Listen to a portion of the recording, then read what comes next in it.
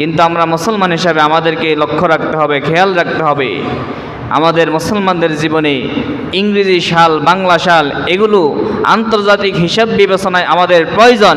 তবে মুসলমানের জীবনে, মুসলমানের ইতিহাসে সবচেয়ে গুরুত্বপূর্ণ বিষয় হলো আরবি সাল, আরবি সন। আজকে দুঃখের বিষয়, অনেক মুসলমান আছে যদি জিজ্ঞাসা করা হয় এখন কোন মাস চলে, বলতে পারে না। এখন কোন মাসের কত তারিখ আরবি, বলতে পারে না। অথচ উলামায়ে কিরাম ফতোয়া দিয়েছে আরবি মাসের তারিখগুলো গণনা করা, আরবি মাসের তারিখগুলো খেয়াল রাখা, হিসাব রাখা, এটা মুসলমানের জন্য ফরজে কিফায়া। জোরে বলুন সুবহানাল্লাহ। আপনি যদি ইংরেজি তারিখ না জানেন, পৃথিবীর কোনো মানুষ জানে না, কোনো গুনাহ নাই। কিন্তু উলামায়ে কিরামের ফতোয়া আরবি তারিখগুলো যদি না জানে, আরবি তারিখগুলো জানা, আরবি তারিখের হিসাবটা সবসময় রাখা, এটা ফরজে কিফায়া। এক সমাজে কমপক্ষে 2-1 মুসলমান হলেও এই আরবি মাসের হিসাব তারিখ রাখতে হবে।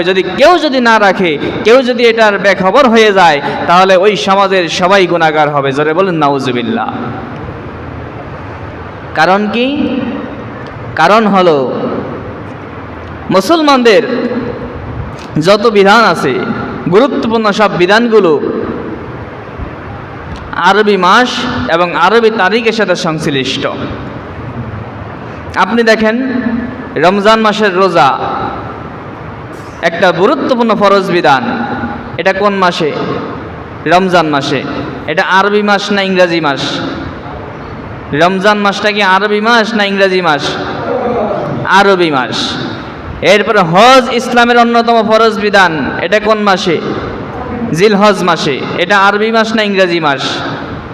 আপনি ইসলামিক দিবসগুলোর দিকে তাকান, আশুরা বলেন, শবে কদর, শবে বরাত, ঈদ উল আজহা, ঈদ উল ফিতর, এভাবে করে ইসলামিক যত দিবস আছে সব দিবসগুলা আরবি তারিখের সাথে সংশ্লিষ্ট, আরবি মাসের সাথে সংশ্লিষ্ট। এজন্য আরবি মাস, আরবি তারিখ, আরবি সাল, এটা মুসলমানদের সাল, এটা মুসলমানদের তারিখ, মুসলমানদের মাস, এটা মুসলমানদের এক ইতিহাস। অতএব আরবি সালকে গুরুত্ব দেওয়া, আরবি মাসকে গুরুত্ব দেওয়া, আরবি তারিখগুলো স্মরণ রাখা, এটা মুসলমানিত্বের সাথে